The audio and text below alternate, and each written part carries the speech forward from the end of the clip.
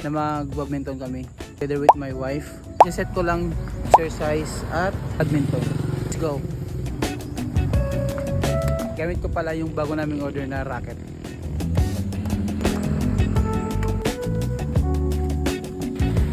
By pala guys, 24 lbs yung gamit namin. Oy! Oy!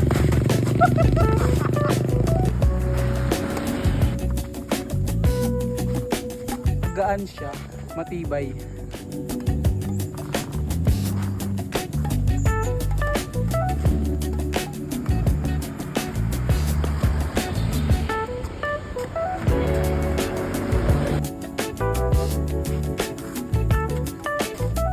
Location pala namin, dito kami ngayon sa bypass road na hindi pa tapos.